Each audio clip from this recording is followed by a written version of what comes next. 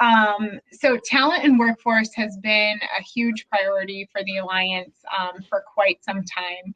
We work really closely with a number of state partners, higher education institutions, and workforce stakeholders throughout the state to ensure that New Hampshire is going to have the human capital it needs to be successful, specifically in the tech sector as well. We do that work through our Workforce Development Committee, but also through an initiative called the Sector Partnerships Initiative, where we work very closely with the state as well.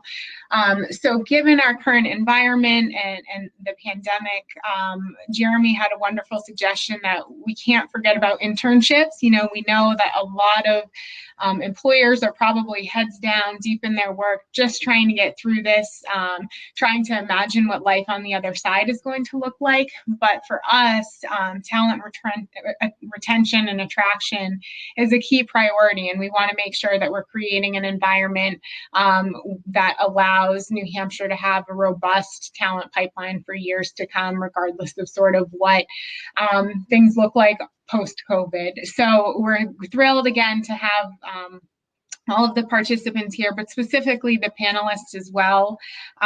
If you have any interest in getting involved with any of our workforce initiatives or anything that you hear about today, we will be sending a follow-up email with additional information, and encourage you to reach out to one of us, get involved, see how you can help, be a part of future conversations, and helping us do the work to move forward. I want to give you a couple of housekeeping items, just because I know this platform is probably new to some of you. As Josh alluded to, and I'm pointing at my screen, I talk with my hands even virtually. It's one of those social things I can't get rid of. If you can't tell, I'm pointing to the part of your screen where you can submit questions. So there's a live chat where you can just kind of add any thoughts that you're thinking, but the Q&A is where we'll try to reference to pump into what we're asking our panelists here. So try to put it in the Q&A. I'm guilty. I've put questions in chat before. Josh will be monitoring that and will be fielding the questions as appropriate as well. And please don't be shy. Give us something to talk about. I think we have a fantastic panel here who Jeremy will introduce in just a moment. And please don't hesitate to ask questions. It's going to give us an opportunity to have a really robust program. And we are going to leave 30 minutes or so at the end of the program for networking. So if you were jumping around to tables and liked what you saw and had a really good conversation going, we're not going to take that opportunity away from you. We'll leave the program running after so you can continue to network and sort of explore the platform a little bit. And as Josh mentioned, we are recording, so anything that you put in our chat or the Q&A will live on. So just be mindful of that. So without further ado, I am going to introduce Jeremy, who likely needs no introduction. He will be our moderator today. Jeremy Hitchcock is synonymous with tech in the state of New Hampshire. He's been a wonderful resource for me in terms of bouncing ideas about workforce off of and really being mindful of the importance of workforce talent attraction internships to the state of New Hampshire. Jeremy was a co-founder and former CEO of Dine and is on to his next venture, MINIM, where he is a founder, and now I believe, Jeremy, correct me if I'm wrong, serving as executive chairman of MINIM. And he is also the chair of the Community College Systems Board of Trustees. So I think Jeremy offers a really unique perspective. He has a demonstrated commitment to workforce development, so he will be a perfect moderator for today, and I fully trust him to lead us in this charge. So Jeremy, thank you, and thank you to the rest of the panelists. I look forward to now just sitting back and maybe hopefully putting my questions in the right place. Cool. Well, thanks for the introduction, Julie, and excited and thank you all for joining today. Thanks to the High Tech Alliance for putting this together. You know, just because we are in the days that we're in, which is challenging in terms of being able to meet and interact with people and think about how do we give different workforce experiences and build our pipelines. You know, I thought it'd be interesting to have a conversation around what all of us are doing, because I think during these times, we're all experimenting, we're all trying something different. At Dine, we had I think a really robust internship program, interns and co-ops and these interesting experiences. And it wasn't just traditional age students, not just people that are your sophomore and juniors in college, but people that are looking at, they had a experience or a run in marketing. Now they were going to do something that was more engineering based, or something that was more engineering based. They were going into something that was more business related. And so giving those opportunities where people can make these interesting transitions in their life in today's day is a little bit different, but it's still really important, especially as we're looking at the companies that are out there. And I think, New Hampshire is very fortunate that the companies we have, I mean, there's lots of impacts, but we're fairly resilient organizations, and a lot of us have a great opportunity to take advantage of the changing times. And it means that the labor force that we are traditionally used to, it's going to be different. And so how can we take advantage of those differences? So I'm excited to be joined with some panelists, and I'll go through all of them real quick, and then we'll pass it off to we'll do one at a time. So what I'd love to hear from each of you is your favorite coping mechanism for being at home all the time, and whether or not you're doing internships this year or co-ops, and what's one trick that you're doing. And so in alphabetical order, I'd like to introduce Brandi Emerson, who's VP of People and Culture at Single Digits. Brandi. Thank you very much. So I'm Brandi Emerson. I am the VP of People and Culture at Single Digits, and a little bit about my background. I've been in the HR and talent space for more than 16 years, split between healthcare and technology. Been with Single Digits for just about a year and a half, and one of the things that I'm very proud of with our organization is the partnerships and connections that we have with our local colleges and universities, as well as high schools. We have a lot of opportunity for entry-level technical talent to take their experiences in the academic setting and bring it into a professional setting. And that has been such a wonderful partnership for us over the years that has then led to what is now a very organic internal promote from within culture. And it all started from those kind of initial, co-ops and internship experiences that we've had, over the years. So that's been, alive and well at Single Digits, throughout the last 15 years, and will continue in the future. Favorite coping mechanism for what you're doing at home? Yeah, favorite coping mechanism. I would say we were kind of talking a little bit about this before we got started here. Just the opportunity to be able to get outside, go for walks, spend some more time with my family. Those are moments that we didn't have before, with the hustle and bustle of getting kids off to school and being in the traditional office environment. This has brought some really great joy to our house, being able to get outside and just enjoy life's beautiful moments. Thanks. Sure. Next, Julie Morris, who's Manager of Campus Recruiting at Bottomline. Hi, everyone. So I have been at Bottomline for about 6 years. I joined actually right after graduating from the University of Vermont, and joined Bottomline originally as a data architect, so a different type of role.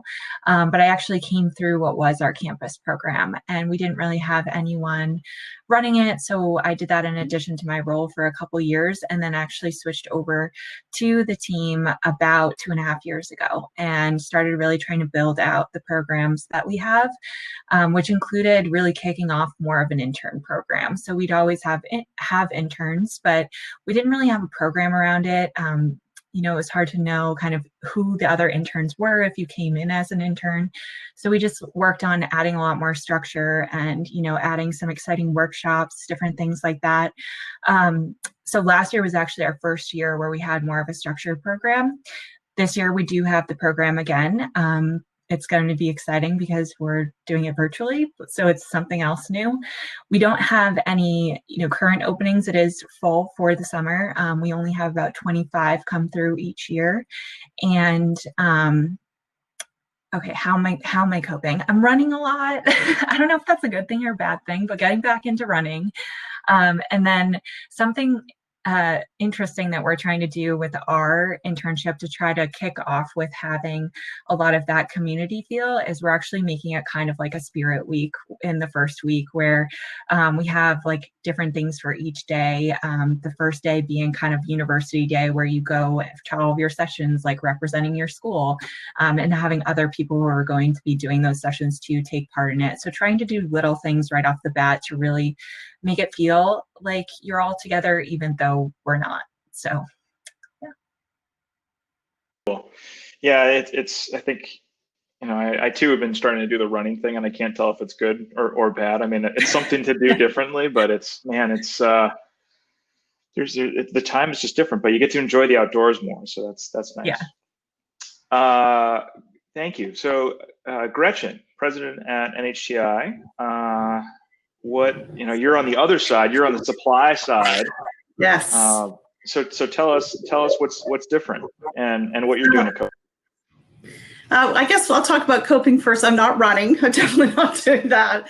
But I found a really cool new app. It's called Down Dog. My son's girlfriend told me about it. So I'm trying to do like 15 minutes of yoga every morning. Sometimes I'm more successful than other days, but that's something I hadn't done before. So that's helping me cope with the stress. But we have the privilege of community colleges to be able to integrate internships into curriculum.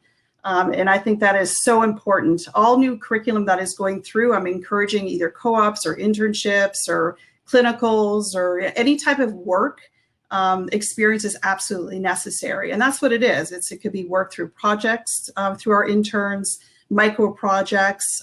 We have to have students not just to think about theory, but they have to have the application of what they're learning. So we have almost all of our programs have these internships in them. Very successfully, our engineering programs, when the pandemic hit, we didn't stop. It was virtual. There were virtual internships. They worked with companies. I can think of the three. There's Silvertech, Bitware, and AFL.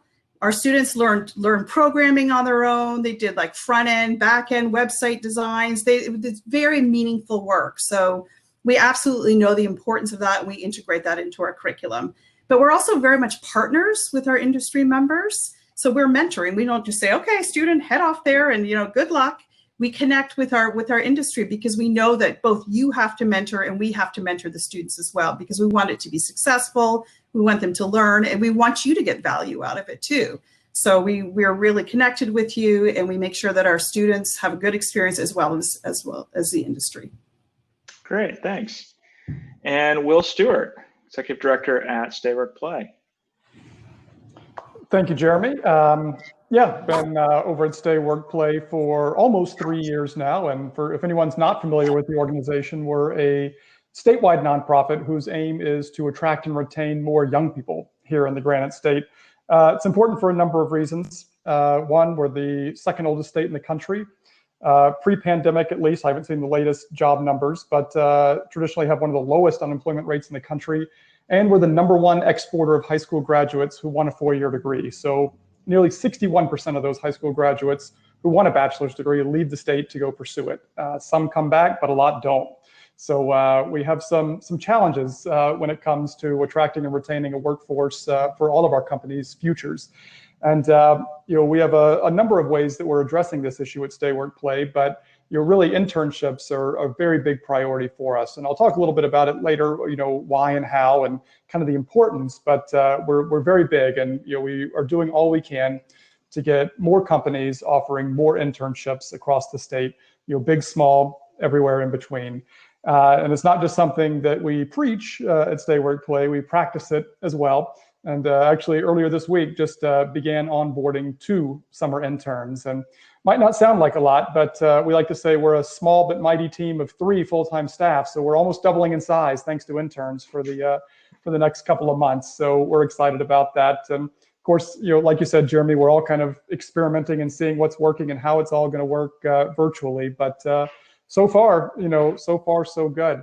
I'll say too, how am I, to answer your question, how am I coping with the new reality? Mine is, kind of exercise related. I always enjoyed going to the gym beforehand, and now I really can't do that. Trying to do what I can at home. Pro tip for you out there. I found that the 2.5 gallon big plastic water jugs you can get, I go to Hannaford, they're like $2.50 or $3. They weigh a little over 20 pounds each. So great for squats, great for shrugs, any kind of lunges, a lot of good opportunity. I haven't quite been able to do my laterals with them yet, but I'm working on it. Keep working on that, Will. We'll expect next time you're gonna, you'll be all nice and bulked up. Wait and see. Yeah, so we're gonna take the next 20 minutes, bit of Q&A. I'll start us off with some questions that we'll toss out to the panelists. I think, as Julie said, I mean, the goal is to make this conversational. It's probably not surprising. In fact, I'm wearing a T-shirt intentionally. This is my Steam Ahead T-shirt, which was a program that we did with Manchester High School West. Again, it was on a pipeline, and as Will was saying, if you are hiring in the state of New Hampshire, it's the number of people to go after has been a relatively small pool. I think it's an interesting opportunity now for people who are able to take students in of any age, or take workers in at any age, and be able to train them into your prospective field. And it's a great opportunity if you know how. So I think just to get it started off, Will, you touched on a little bit around the importance of New Hampshire. Why are the connections to internships, co-ops, why is that important for companies in New Hampshire? And it's obviously something that you've thought about a lot, but why should companies take that seriously? Well, I think, Jeremy, the key word, I think you used it, it's connection and connections. And again, kind of the way we see it at Stay Work Play, and this comes out of some data that we collected about 2.5 years ago, looking at reasons that young people stay and leave in New Hampshire. And one of the things we found, kind of a reason to leave was lack of connections here in New Hampshire. 1 in 5 reported not even having a friend nearby. And so I think at that point, if people don't have friends, jobs are just jobs. Maybe if they're just going to school here, a degree is just a degree, and then they'll move on, go back to where they have friends or think they can make them easier. So we really see internships as a great way, not to just help companies, not to just help the students, gain skills, but to really help connect them, here in New Hampshire. Internships, they might turn into a job. Most of them they don't. But even if they don't, I think that internships do help students make a number of different kinds of connections. They help them make professional connections, obviously, but not just to the host business itself, but also within the industry. Gets them familiar with whatever industry they're in. They get connected to their coworkers, people who can be mentors and help connect them with further opportunities, either in the short term or longer term, over their career. These things can have a long arc that we're really looking at and really play out in both the short and long terms. It's also something, I mentioned the personal aspect of it, about people not having friends. And this is, a great opportunity. I've heard stories anecdotally of people who, they'll have a cohort of interns, a group of 20, 25 was mentioned earlier. People who are in that together, they're gonna be friends. They're gonna make those connections. And again, these are what it ultimately comes down to is really helping to put down roots in an area that whether it's making a professional connection, getting connected to that job, another job, making friends, and when you do that, you're also getting connected to your community where you are, and I think ultimately to the state. You find your place. Where do you like to, once we're all out, back out in the world again, where's your favorite place to hang out? What do you like to do on the weekends? And all of these types of things you find here in New Hampshire through these connections. And ultimately it's about rooting young people here. So we definitely see that as a key means of doing that here in New Hampshire. And it's not just us. There is data to support this. Actually over at UNH, they've done research on their programs and found that a student who has an internship, a UNH student who has an internship in New Hampshire, is 12 times as likely to remain in the state post-graduation as a student who did not have an internship at all. So, for that reason, I think, and all of the others with connections, that kind of gives you the how and the why. But we're doubling down on internships at Stay Work Play. Again, we want to see more companies of all sizes offering more internships, period. We are working to kind of facilitate that a little bit in a number of ways. One, several years ago, we created a website, NHTInships.com, where any company can post an internship opportunity and be seen across the state and even out of state, for those who are looking to come back to the state. And that's something too that I think a lot of us often overlook. Since we have a lot of students who are leaving the state to go to college, they are sometimes coming back during the summers and looking for those opportunities. So we see this as a way to kind of hook in those students as well and lure them back, once they do finish their degrees, wherever they are getting them, at present. We also created last year and released the New Hampshire Internship Guide for Employers.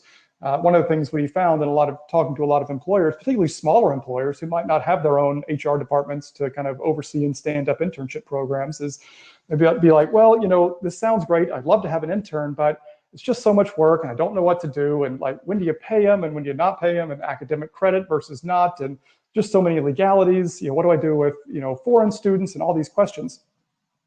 So we put together a New Hampshire specific guide, which can be downloaded on our website at stayworkplay.org/internship guide, that really looks at helping companies to both kind of create, manage, and evaluate their own internship programs. So I'll stop there, Jeremy, and just to give you a little bit about why internships are important for attracting and retaining young people, and a little bit about what we're doing about it.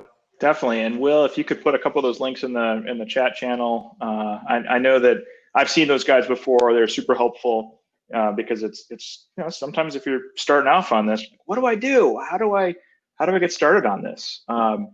And for the participants, put in the chat channel. Are you doing internships now? Are you not doing internships now? Why not?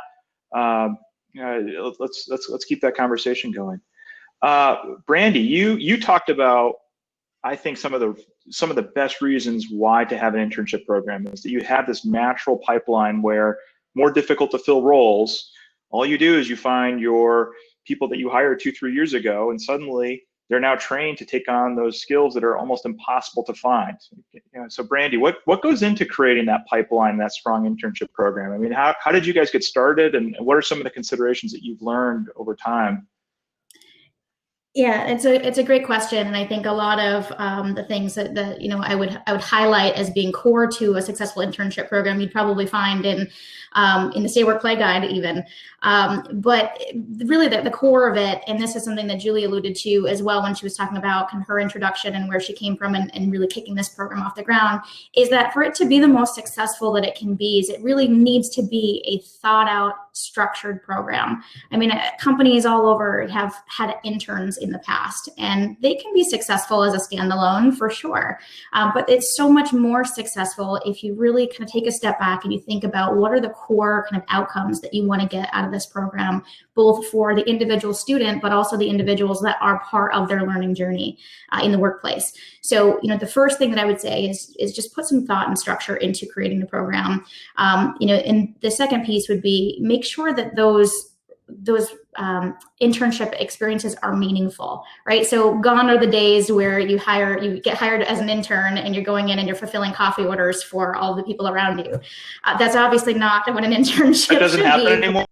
No, well, actually, I can't say that it doesn't, but it definitely shouldn't. You want to make sure that those experiences are meaningful for the student, and that individual can walk away with new skills and new competencies that will help position them for successful careers in the future. As employers within the New Hampshire community, we all benefit from that. So it's a little bit more thought, a little bit more diligence at the beginning to create the program, but the rewards are endless. It is such a wonderful experience when you get it right. So having meaningful work assignments is key. Structure, key learning objectives that you want that individual to walk away with when they complete their internship. The other thing that I would say is a continuous feedback loop. The challenge, you sometimes get lucky and you have an individual who comes in as a student and they are just hard charging, they're self-directed, and they know what they're going to do and they're going to do it well. But the vast majority of students, if you think the very nature of a student, is they're a learner. They're trying to figure out, what are the right things to do and how it works for them. And so to have a continuous feedback loop built into your program is really important. You can't just bring a student in and expect that they're going to be successful as if they were a 20-year veteran in the space. They're new and they're going through this experience for the first time. So that's important. The other thing that I would suggest is don't forget about your diversity and inclusion efforts with internship programs either. I think a lot of times what happens is employers will go ahead and they'll post an internship assignment and they'll reach out to their network and say, oh, hey, do you know anybody that's looking for an internship? That's not a bad thing, but you sort of lose sight of those diversity and inclusion efforts. And I think that's something that you need to make sure that are built into your internship program as well in order to really make sure that you have that diverse population.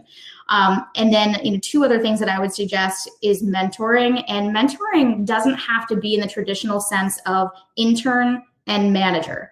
One of the most successful things that I've seen in one of the programs that I ran a couple of years ago was we had both in our internship program. We had a formal manager for the student who is responsible for providing direct coaching and feedback and support and really that subject matter expertise. But then we also assigned them a peer mentor. And the unique aspect of that program was that they had somebody who they could relate more closely to on a day-to-day basis, but it also served as a leadership track for our high potential individual contributors to take a shot at, giving some coaching and feedback to a student, which was wonderful. And then the last component that I would say as part of an effective internship program is establishing that sense of community and connection, which is one of the things that Will talked about as well. You really want to make sure you create an environment for these interns, regardless of where they are in their life experience, to create positive connections. So, every one of us benefits from having somebody we can confide in or someone that we can talk to and learn from. So that's a big element of it. And then giving back to the community and showing what it means to be a good, corporate citizen, right, and a good community member. So if they're coming in as part of your internship program, it's really important to build a community element into that. So that would be another suggestion that I would have. A lot of really good things, and they're all very subtle, but they work together. Especially the difference between having a functional manager and having someone who you can try out, who's like, I think this person might be a good manager, and so now I can give this person kind of a risk-free trial in some ways, or a lower risk way to encourage high potential people. It's really cool. Absolutely. Julie, you touched on this. What does a college or what does an internship experience look like today? What's the same? What's different? And what are the key elements that you really need to do in order to get that experience right, so that it's helpful? And what's the same? What's different? Kind of in these days. Yeah, I think that a lot of what Brandi mentioned is going to stay the same. What we did initially when we realized we wanted to make things virtual was we looked back at, what was our program last year and what can actually easily be transitioned to virtual. What are other elements that might take a little bit more work? And then thought about, what actually might be missing in this virtual setting, what's something new we might need to add, or some extra guidance we might need to give people, whether it's the intern, whether it's a manager or a mentor, that can help make all of these connections successful. So mentorship is one thing that's huge. We actually are kind of planning on doubling down on mentorship this year, so that it might alleviate some work from the manager in terms of continually connecting with their intern, and they can rely on what we call a college hire mentor, which is similar to what Brandi mentioned. It's someone who has joined previously right after graduating, and they're successful within Bottomline, and we want them to just kind of partner up with them and be a resource for them.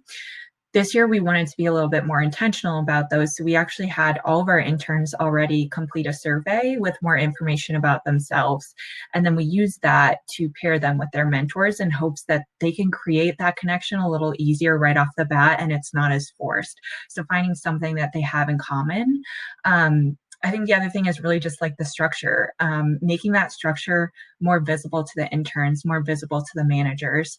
Last year, we did a lot of our scheduling kind of as the summer progressed. We'd introduce a new session that was coming up in a couple weeks.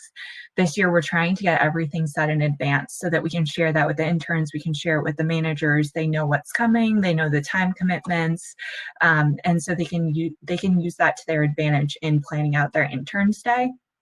The other thing I would say is, for managers, giving them more guidance. How often should they be connecting with their intern? What should they be talking about? How do they get that feedback from their interns and not wait until the end of the summer to give guidance? So how do you give that coaching more regularly and make it more of a comfortable experience?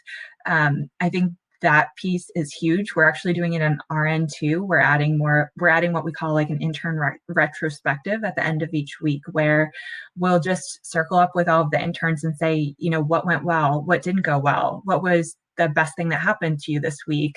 What's something that we could do better, and kind of get that feedback on the fly, so that, if 1 week doesn't go very well, we can hopefully transition for the next week, and we're improving their experience as we go, and we're also learning as we go, and not just waiting for the end of the summer when we do a survey or something like that. So I would say those are the really key pieces. And then, just as I mentioned originally, like fostering that community with the interns. We are planning a lot of team building events that just happen, at the end of the day, don't take much time out of the day. They're optional for the interns, but we're actually starting them even before they start. So we're doing one the first week of June to get everyone together, so that first day, they have some familiar faces. And then we're going to continue those on, but we're actually going to transfer it over to the interns themselves to kind of keep some of them running. We're creating some smaller intern groups of 4 or 5 that can, each week, one group will plan a team building activity for everyone. And so they'll be in charge of running that. So it's another way to get them to work with each other and get to know each other in different ways. And we're trying to be creative about that. So I would say those are probably the biggest things that we've kind of enhanced this year. I wouldn't say completely changed, or added on, but we really just thought were places that it's really important that we focus on, even in the beginning, and not just starting getting feedback and adding in at a later date. Great, thanks. So Gretchen, turning things over to you. These mythical students. How can employers connect with students, or be able to connect with the educational institutions across the state? What are ways that people can get started? What works well? What expectations do employers have that aren't necessarily aligned? What are some surprises that employers have about how easy it is to do? I was wondering if you could share some thoughts on that. Sure. And of course, our core mission is to have workforce development. And so we need to have these connections with our industry. And so we're always looking for opportunities to create internships. It doesn't happen easily. I mean, you can hear we're talking about this. Some people are kind of like, oh, I'm not sure if I really want to do it. Is it the best thing for me? One of the things that I started this year, I started in March, was I created something called an innovation lab.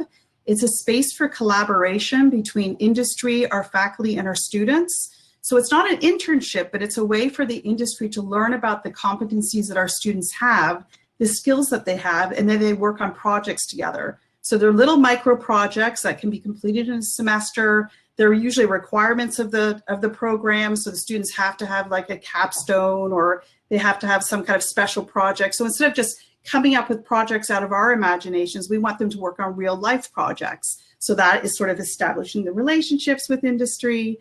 It's working on a real life project. We have been focusing on engineering, because there's a lot of companies are interested in lean decision-making, lean engineering. How do you make your company more efficient? And our students can help with this, and it's free. I think that's the biggie. It's free. So there's like a lot of nonprofits out there like, oh, I'm not sure if I can't pay an intern, or we're here to help you because you help us, you help our students. So I'm going to make sure I put the link in there. If you're interested, it's NHTI Innovation Lab at ccsnh.edu. We also have our business faculty involved in this. So for website design or social marketing plans, we have our gaming faculty involved in this, because we're doing virtual reality and augmented reality. A lot of people are like, oh, it's gaming. No, it's not. It's a way that people can learn through virtual reality and augmented reality. It goes across all disciplines. You can, put on your headset and you can learn how to do things in the field, or how to do things inside the medical field or in industry. So we have students with these incredible skills, and we want to share these incredible skills with industry, because then you find out about, oh, wow, they can do this, they can do that. So then you work on this project together, and that's how internships occur. Because it's like, oh, I think I want to try this student, or, maybe they'll start off with a job shadow, and then they'll do this project, and then they'll to the internship, and then maybe it becomes an apprenticeship, and then it becomes a job. So we need to kind of create these continuums of opportunities for connection. So I think all of us are doing that, and I'm really excited about this because we've had great success. Students love it because it's real life. The faculty love sharing all the skills that our students have, so they're really into it too. We did the kickoff in March, but we'll probably offer several more of these kind of open house, find out what our students can do, like these kind of like opportunities for that. So that's one thing we're doing. And then of course, this side, you can, if industry are really interested in certain programs, join our advisory boards. Every single one of our programs has an advisory board, and you can come, you can find out about our curriculum, you can make recommendations about curriculum. So that's a way to connect with us as well. And then of course we have those job sites. If you want to post your job, just like Will said, we have this throughout the college, it's called College Central. So I can post that as well. So you can post internships there, jobs there. So these are ways that we try to connect with industry, because we have to do it. Yeah. One other way that I've seen some people interact is, in addition to the advisory boards, because sometimes people are leery about an ongoing commitment, but many times they can find a faculty member in an area that is interesting, and students want to have access to what's the real world look like. And you can come in and talk about your company and guest lecture or be a guest speaker for 10, 15 minutes and meet a whole bunch of prospective students right off the bat. And my guess is that's something that. And you can do it virtually too. We could get you in Zoom. We could get you, we are working virtually right now. Virtual commencements, virtual award ceremonies, virtual guest speakers, virtual internships. Our students did these virtual internships. The companies gave them their VPNs, and they did this work. They had the mentor, they figured it out. The other thing that we do is we have a very robust work study program. So we are the employer. So we don't just have students shredding and, and as you were saying, giving coffee, but we match their goals, their career goals with the jobs that we have. And we have a lot of work that our students do for us. So we're kind of an employer in a different way. We're the employers of the work study students. So they love it because we talk with them, we get together with them, we say, what are the things that you really, what career do you want? And what do you need to learn? What competencies do you need to build up? And then we match the things that we need done with them. So that's kind of a reinvention of work study. And it's sort of a really progressive, great way for students to get experience through us, because we need them too. So we're here for industry. We're here for industry. Yeah. So looking at a couple of questions, and this is getting a chance for the audience also to ask questions, and feel free to put them in the chat channel or over in the Q&A. First one's going to go to Julie. One of the questions, and you touched a little bit about it, but what about the, can you go into a little bit more detail on your Spirit Week? What are things you're planning to do to promote internship in a virtual experience? How can you take the casual meeting people, being able to have someone feel included, but in a virtual environment where things are so scheduled and so formal, what are some strategies that you can think of to make those experiences more positive for people who it's their first work experience or second or third work experience? Yeah, no, that's a great question. And for our internships at Bottomline, we have people at all different levels. So, we even have some people that are like high school or the summer between high school and the college. So we do have those like first time internship or first time kind of corporate internship experiences too. I think one of the best things that we actually did was last year, it was the first time we did it. We actually had an intern who joined my team, and she was part of the program, but she also was really, a lot of what she did was help create excitement about the things that we were putting on. And, she was also one of them. So she was interacting with them regularly, getting them excited about, all the activities that we had going on. I think the survey also helps a ton. Like, we asked every intern who's coming in this year a range of different questions, like, what do you want to learn about Bottomline? In a virtual setting, like, what's worked for you so far in terms of online learning that, we might be able to leverage too. And we're taking all of those ideas and trying to find ways to fit them into what our program looks like. So we're actually doing a lot of what we got was like, how do we meet other people? How do we hear from leaders? How do we do things like that?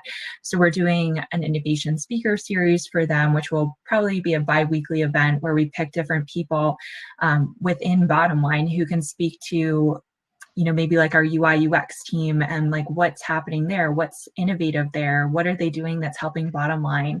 How does it all incorporate into like Bottomline's vision? And then also doing things like that for marketing. And so a ton of different spaces so it can really appeal to everyone coming through our program because we have a lot of different roles.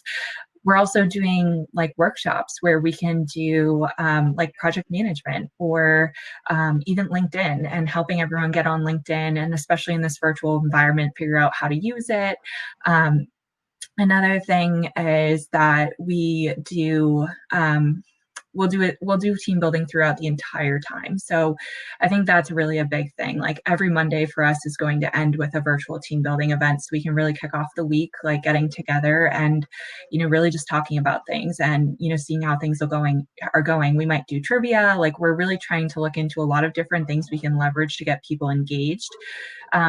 But another thing too is that we are working through right now is how do you really engage interns in virtual sessions that they're taking part in. So I don't know all the answers to that yet. We're playing with a lot of them, and even just meetings that I'm taking part in right now and trying to see like what's working well, what's not. But we're also leveraging them for their ideas, because we really want it to be a meaningful experience for them. Yeah, that was a lot. Well, there's a lot there. For employers who, you guys have HR departments and groups and teams and everything. On the other side of the spectrum, Will and maybe Brandi, you double your workforce when you take on a few people, Will. So can you talk about some of the things that you do or that you're thinking of in this virtual environment? And Brandi, after Will, would love your comments on. Yeah, we're, I'll be honest with you. One of the reasons I was looking forward to joining this panel was to learn what other people are doing as well. We are very much figuring things out right now. And like I said, we, we just brought on our 2 summer interns, literally like this past Tuesday, 3 days ago. What was the first day like? Tell us, walk us through how you thought about the first day. Sure. So it's similar in, I guess, in structure, to what we do at a normal in-person thing. And it's really, to orient the intern, to the company, give them some, perspective on, why we exist, what we do, why we do it. And, we really want, before we start assigning them, tasks of any variety, is, to let them know, not just what we do and what they'll be doing, but why we do it and why it's important. Recognizing that, if they don't have that, they might, do a technically proficient job, maybe not.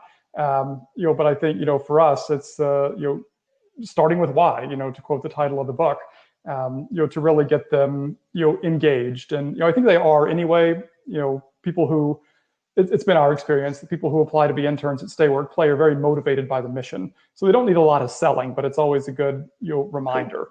So that's really what, kind of our first day is all about. Nice. Brandi? Sure. I think having worked in large organizations and having worked in small organizations, there's great things and challenges in both environments. But for those organizations that are small and don't have the luxury of a full, talent team to really build an internship program and run with it. A few years ago, I was from a department of one, right? So we had, I was the only person within HR and had this, crazy idea for building a fun, great, successful internship program. But there's no way that it would have been successful with just me running with it. And so I think if you're building a successful internship program as an organization where you have limited number of resources, it's so critical that you get the buy-in and support from leaders across the divisions. So fortunately, in our situation, we had executive level sponsors in each functional area of the business that were really energized and excited about the internship program and the value that it would bring both to the students, but also to our organization. And then, bringing that a level, down further, the mentors that we assigned to those students were, so much more energized as well. And so given that we established that why, why is this important?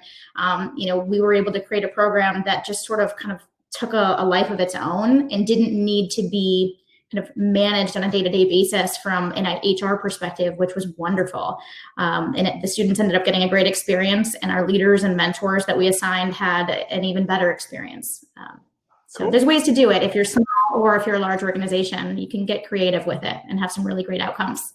And my guess is that you guys are all experts and you're open for questions as people are thinking about, hey, what's this one thing I'm stuck on this? So I'm volunteering you in some ways. If you could help, if people do have questions along the way, and after this or some other time, of how do you think through this? Because I think a lot of this is more a story of what works and what doesn't work, but it's not you can use a playbook, but there's no one size fits all for this. Gretchen, one last question, then after that we're going to go to our final lightning round and wrap up. A bunch of people are interested. Is the innovation lab concept, is that in concert with high schools? We haven't done it with high schools. We've worked with industry for our college students. So it's the innovation lab that runs out of the NHTI's Learning Commons. So it's really connecting our college students. But in the past, we had high schools as clients. So the high school wanted our students to work on data analytics projects or, looking at social media. So certainly the high school could be the clients of the innovation. Absolutely. Could be interesting. Cool. Just as we get up on the top of the hour, what is a single sentence that you would say if someone's thinking, hey, interns, like why or how? Just one final parting remark. Who wants to go first? Will, you unmuted first, so you go. Okay. Yeah, I'd say, in just a few words, why do an internship program, have an internship program? Help your company, help New Hampshire. Awesome. Julie? I would honestly say for the energy that they bring, it's really interesting how it can really transfer into your culture. Awesome. I can attest to that. The first time I saw TikTok was from an intern. And now, now it's like, you get a tip on what's going on inside world. Gretchen. I would say do it for yourself, but do it for the students too. I think it's important for it to be a real relationship. I know that when I've been sort of mentoring students, find out what they need. So yes, you have a need too, but if you find out what they need, then it always is much more successful. And I would say from a talent development perspective, if I can put my HR hat on for a moment, one of the things that I mentioned early on when we first started talking today was how proud I am of our promote from within culture. And many of, even some of the leaders in our organization now have started very early on, early stages of their career, and have just grown internally. So if you think about one of the many benefits of doing an internship program, think about building your own talent pool. It's the gift that keeps on giving. Awesome. And so with that, I'll want a round of applause for our panelists. Thank you. Even though I'm the only one that's clapping. But very excited to hear your thoughts, remarks. I mean, it's selfishly, we got in Dine and companies I've been involved in got involved in internships and co-ops because of the pipeline reason, and it was such a crucial part for our pipeline and our workforce. Whether you're doing it for completely selfish reasons or if you're doing it for the greater community, there's a lot of winning out there for embarking on these programs. So thank you all for sharing your wisdom and insight, and I'll turn things over to Julie. Thank you so much. And Jeremy, thank you for taking the lead in moderating today. So just a quick reminder, and I know we've hit 2 o'clock, we will be sending out an email shortly after this with all of the links that we discussed and talked about today as well. If you have any follow-up questions, happy to field those, or I'm sure reach out to any of our panelists here. Thank you all so much. Panel to talk about internship, especially in virtual settings, even though I think we're all sort of working out the kinks and figuring it out as we go along, as we are with most things in this situation. So if you liked this platform and you still have that half hour to network, but if you're looking for more opportunities like this that doesn't look like a traditional Zoom meeting, we are hosting our eBrews on Wednesday. So next Wednesday, I believe the 27th, we have a virtual eBrew where you can pop in and socialize, BYOB, BYO, whatever drink you want to bring with you. But it is an opportunity to connect in sort of a fun setting. So I'll do a shameless plug there. And yeah, so any other questions, follow up, feel free to send it our way. Hire an intern, do it. Don't forget about them this summer. And thank you all so much. Thanks. Thanks all.